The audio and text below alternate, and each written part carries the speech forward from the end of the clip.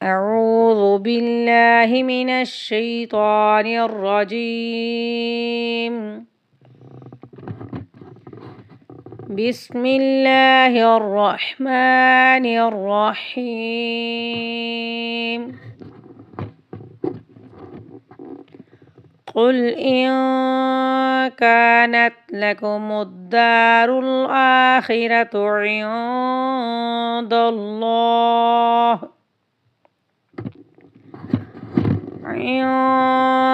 الله خالصة من دون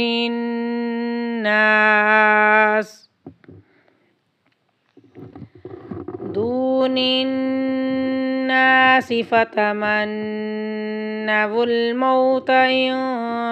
كنتم صادقين. قل کہہ دیجئے، ان اگر کانت ہے، لکم تمہارے لیے، الدارو گھر، الآخرۃ آخرت کا، کہہ دیجئے اگر تمہارے لیے آخرت کا گھر ہے، عند اللہ اللہ کے ہاں، خالصتاً خالص طور پر، کہہ دیجئے اگر تمہارے لیے اللہ کا گھر آخرت کا خالص طور پر ہے، من دون الناس سوائے اور لوگوں کے، فتمنوا تو تم تمنا کرو، الموت موت کی، تو تم موت کی تمنا کرو، ان کنتم صادقین اگر تم سچے ہو۔ اس آیت میں یہود و نصارہ کے بارے میں بات ہو رہی ہے۔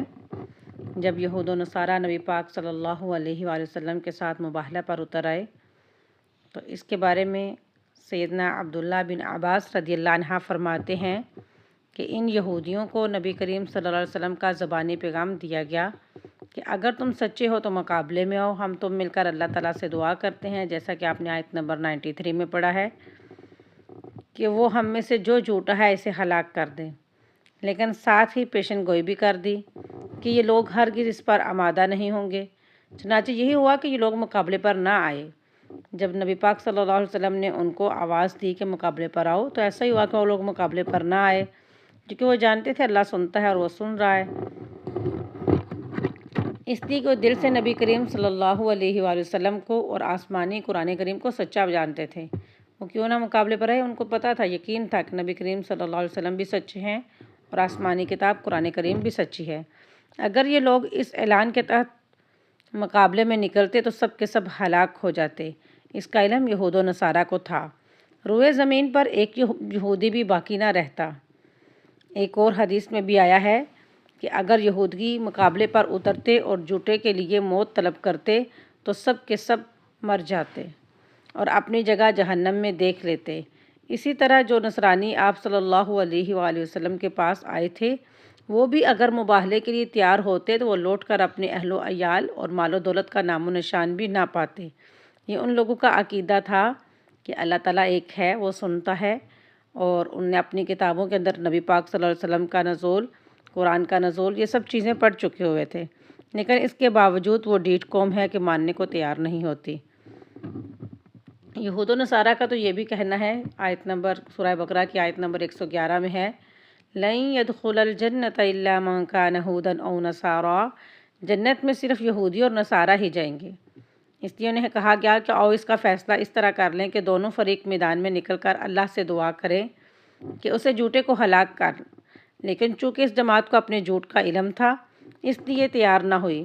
اس آیت نمبر 94 کا جو سلوب ہے وہ آیت نمبر 93 کے ساتھ ہے، اس لیے میں تھوڑی سی اس کی تفسیر بھی واضح کر رہی ہوں۔ اور اس کا کذب سب پر کھل جائے گا، یعنی جو جھوٹ سے بولتے ہیں اس کا جھوٹ سب پر کھل جائے گا جب یہ لوگ تباہ ہو جائیں گے، ہلاک ہو جائیں گے۔ اسی طرح جب نجران کے نصرانی نبی کریم صلی اللہ علیہ وآلہ وسلم کے پاس آئے، بحث مباحثہ ہو چکا تو ان سے بھی کہا گیا کہ آؤ تم دونوں اپنی اپنی اولادوں بیویوں کو لے کر نکلیں اور اللہ تعالیٰ سے دعا کریں کہ وہ جھوٹوں پر اپنی لعنت نازل فرمائے۔ لیکن وہ آپس میں کہنے لگے کہ ہرگز اس نبی صلی اللہ علیہ وآلہ وسلم سے مباہلہ نہ کرو، فوراً برباد ہو جاؤ گے کہ نبی پاک صلی اللہ علیہ وسلم سے بحث نہ کرو، کیونکہ آپ تو حکیم تھے، آپ کو تو عقل مند تھے، آپ کو بحث مباحثہ کرنا آتا تھا، آپ کو اللہ تعالیٰ نے علم عطا فرمایا ہوا تھا، فہم عطا فرمایا ہوا تھا۔ چنانچہ مباہلے سے انکار کر دیا، جھک کر صلح کر لی اور دب کر جزیہ دینا منظور کر لیا۔ آپ صلی اللہ علیہ وآلہ وسلم نے سیدنا ابو عبیدہ بن جراح رضی اللہ تعالیٰ عنہ کو ان کے ساتھ امین بنا کر بھیج دیا۔ اسی طرح مشرکین عرب سے بھی کہا گیا کہ آیت میں ہے، سورہ مریم کی آیت ہے، قُلْ مَن كَانَ فِي الضَّلَالَةِ فَلْيَمْدُدْ لَهُ الرَّحْمَٰنُ مَدًّا، یعنی ہم میں سے جو گمراہ ہو اللہ تعالیٰ اس کی گمراہی بڑھا دے۔ اس کی پوری تفسیر اس آیت کے ساتھ بیان ہوگی انشاءاللہ تعالیٰ۔ اور اس آیت کی تفسیر میں ایک مرجو قول یہ بھی ہے کہ تم خود اپنی جانوں کے لیے موت طلب کرو۔ کیا کہہ رہے ہیں؟ قُلْ إِن كَانَتْ لَكُمُ الدَّارُ الْآخِرَةُ عِندَ اللَّهِ خَالِصَةً مِّن دُونِ النَّاسِ فَتَمَنَّوْا، بس تم طلب کرو الموت، موت کو اگر تم سچے ہو، کیونکہ بقول تمہارے آخرت کی بلائیاں، یہود و نصارہ کہتے تھے کہ آخرت کی بلائیاں صرف تمہارے لیے ہی ہیں۔